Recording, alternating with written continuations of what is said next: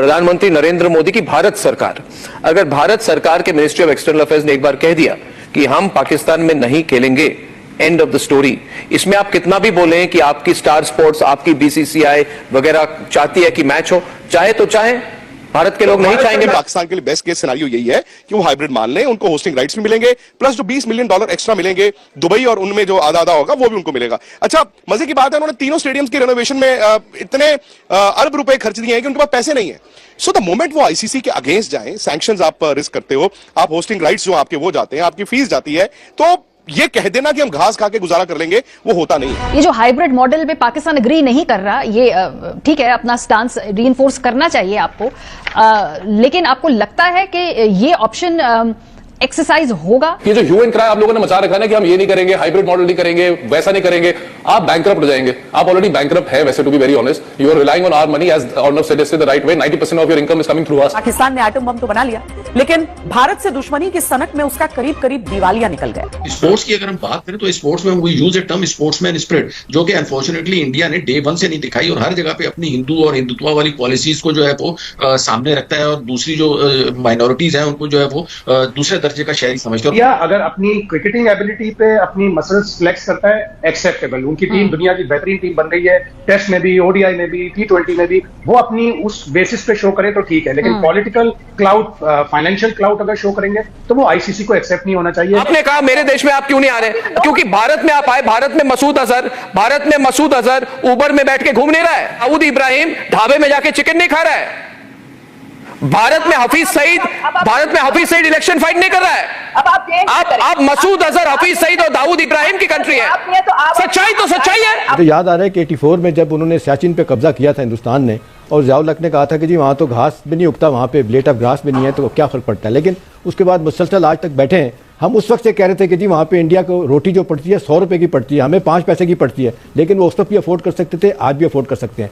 लिहाजा ये नुकसान उनके लिए कुछ भी नहीं है। जितने प्लेयर इतने महंगे महंगे उनके बिक रहे हैं, पूरी दुनिया हैरान होगी। मार्केट सर्च करें, चाइना में, यूएसए में ऐसे स्पॉन्सर्स हैं जो इंडिया का पूरा तसल्लुत, इंडिया का 80% रेवेन्यू जो आता है उसकी बुनियाद पर भी वो पॉलिटिकल क्लाउड चलाता है। वो ना चले, आप इलॉन मस्क को बोल दें कि जी अच्छे $8 बिलियन उसके लिए निकालना कोई मसला नहीं है 4-5 साल के लिए, और उसको मार्केट का भी पता है कि वो रेवेन्यू वो हासिल कर लेगा। तो बहुत से ऐसे स्पॉन्सर्स हैं। इंडिया का तसल्लुत, फाइनेंशियल तसल्लुत खत्म करना है। तो आपके देश में पैसा चला रहे हैं, आपके जो केयर टेकर्स है चाइनीज, आप उनको टेक केयर नहीं कर पा रहे। Chinese people have to, government is sending their own security person to take care of their people. इतनी शर्म की हालत हो चुकी है आपके लिए, और आप कह रहे हैं कि आप इंडिया को सिक्योरिटी प्रोवाइड करेंगे। मैं समझता हूं हमारा केस बड़ा स्ट्रांग है। अब इंडिया का केस कोई नहीं है उनके पास, उनके पास सिर्फ यही है कि गवर्नमेंट इजाजत नहीं दे रही। पाकिस्तान क्रिकेट बोर्ड इस पोजीशन में ही नहीं है, ना फाइनेंशियली और ना ही डिप्लोमेटिकली। पाकिस्तान ने एहसान मानी के दौर में जो तबाही का आगाज शुरू हुआ था, फिर रैम्बो के दौर में वो तबाही आगे बढ़ी थी, उससे पाकिस्तान आज तक निकला ही नहीं। पाकिस्तानी अवाम जो है वो तो महरूम रह गए ना। हम तो ये चाहते हैं मैच हो और दोनों खेलें, तो फिर ही मजा लुत्फ तो तब आता है। इंडियन की क्या मेरा ख्याल है कि माशी नुकसान उनके नज़दीक कोई मैटर ही नहीं करता, और हमारे नज़दीक बहुत मैटर करता है। मुझे याद आ रहा है कि 84 में जब उन्होंने सियाचिन पे कब्जा किया था हिंदुस्तान ने, और ज़ियाउल हक ने कहा था कि जी वहाँ तो घास भी नहीं उगता, वहाँ पे ब्लेड ऑफ ग्रास भी नहीं है, तो क्या फ़र्क पड़ता है। लेकिन उसके बाद मुसलसल आज तक बैठे हैं। हम उस वक्त से कह रहे थे कि जी वहाँ पे इंडिया को रोटी जो पड़ती है 100 रुपये की पड़ती है, हमें 5 पैसे की पड़ती है, लेकिन वो उस वक्त भी अफोर्ड कर सकते थे, आज भी अफोर्ड कर सकते हैं। लिहाजा ये नुकसान उनके लिए कुछ भी नहीं है। जितने प्लेयर इतने महंगे महंगे उनके बिक रहे हैं, पूरी दुनिया हैरान होगी। देखिए, हमने एक वर्चुअल मीटिंग हो चुकी है, अब दूसरी होनी है। अब फैसला क्या होना है, ये इन प्रिंसिपल जो पीजे कह रहे हैं बिल्कुल ठीक कह रहे हैं, और चौसा भी ठीक कह रहे हैं। लेकिन अगला सवाल ये है कि जी अगर ये अगली मीटिंग में फैसला नहीं होता तो वो कहते हैं जी फिर ये फैसला होगा वोटिंग के जरिए। देखिए, वोटिंग के जरिए फैसला होगा तो एक हिंदुस्तान का पोटेंशियल बहुत ज़्यादा है, हिंदुस्तान डिक्टेट भी करा सकता है, कराता भी। एक ज़माना था, पीजे हमसे ज़्यादा जानते हैं, कि ऑस्ट्रेलिया और इंग्लैंड जो है ना वो डिक्टेट कराया करते थे। अब हिंदुस्तान जो है ना वो फ्रंट फुट पे है। तो मेरा अपना ख्याल है कि हम बड़े वीक विकेट पे हैं। ये हम बिल्कुल कह सकते हैं कि जी आप नहीं खेलते हो, भाड़ में जाएं, लेकिन सवाल है कि वो कहते हैं कि नहीं जी हमने तो खेलना है, लिहाजा हम किसी और वेन्यू की तरफ जाएंगे, तो हम क्या उस वक्त करेंगे, ये एक मुश्किल सवाल है। अगर अपनी क्रिकेटिंग एबिलिटी पे अपनी मसल्स फ्लेक्स करता है, एक्सेप्टेबल। उनकी टीम दुनिया की बेहतरीन टीम बन गई है, टेस्ट में भी, ओडीआई में भी, T20 में भी, वो अपनी उस बेसिस पे शो करे तो ठीक है, लेकिन पॉलिटिकल क्लाउड, फाइनेंशियल क्लाउड अगर शो करेंगे तो वो आईसीसी को एक्सेप्ट नहीं होना चाहिए। Why not go out, market search करें, चाइना में, यूएसए में ऐसे स्पॉन्सर्स हैं जो इंडिया का पूरा तसल्लुत, इंडिया का 80% रेवेन्यू जो आता है उसकी बुनियाद पर भी वो पॉलिटिकल क्लाउड चलाता है। वो ना चले, आप इलॉन मस्क को बोल दें कि जी अच्छे $8 बिलियन उसके लिए निकालना कोई मसला नहीं है 4-5 साल के लिए, और उसको मार्केट का भी पता है कि वो रेवेन्यू वो हासिल कर लेगा। तो बहुत से ऐसे स्पॉन्सर्स हैं। इंडिया का तसल्लुत, फाइनेंशियल तसल्लुत खत्म करना है, क्रिकेटिंग एबिलिटी तो वो सऊदी स्पॉन्सर्स भी मैं पढ़ी थी आईपीएल के अंदर सऊदीज भी जो है वो इन्वेस्ट कर रहे हैं। I was going through the story. Worst scenario Kamran, Bharat की टीम पाकिस्तान नहीं आती, जो कि इस वक्त लग रहा है हमें कि अगर मान भी लिया जाए कि हाइब्रिड मॉडल नहीं करना तो पाकिस्तान तो वो आते हुए मुझे एटलीस्ट नजर नहीं आ रहा है। तो फिर क्या होगा इसका, ओवरऑल क्रिकेट पे क्या फर्क पड़ेगा, इस चैंपियंस ट्रॉफी की ओवरऑल जो है मूड पे क्या फर्क पड़ेगा?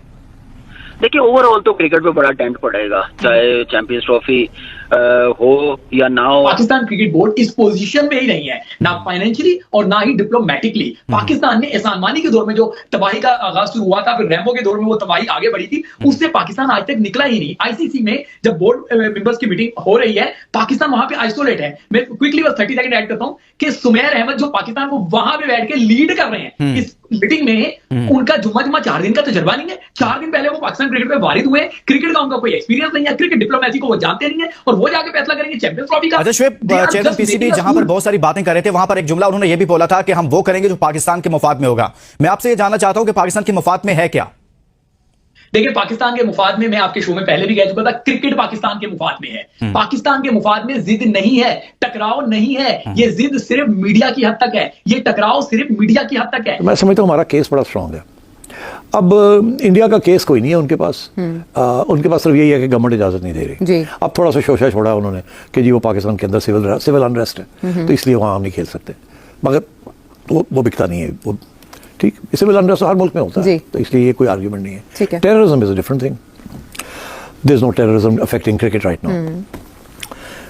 सो अब पता ये चला कि आज मुख्तसर सी मीटिंग हुई है, सारा बोर्ड बैठा हुआ था वहाँ, तो मोहसिन नकवी साहब ने कहा हम नहीं, सारे का सारा खेलना पड़ेगा हमारे यहाँ, और इंडिया की तरफ से कि हम नहीं खेल सकते, हम नहीं खेलेंगे। उसके बाद कुछ वोटिंग शूटिंग उन्होंने कुछ लोगों के ओपिनियन पूछे। जब वो लोगों के ओपिनियन पूछे तो कुछ लोगों ने तो बड़ा ओपनली इंडिया का साथ दिया, कुछ लोगों ने इफ एंड बट थोड़ा ऐसे ऐसे करके हाँ ये भी है वो भी है, खुली तरह पाकिस्तान का साइड नहीं दी। जिन्होंने साइड ली वो उन्होंने इंडिया की साइड ही ली, और मुझे पता नहीं है किसने ली, मगर मैं प्रिडिक्ट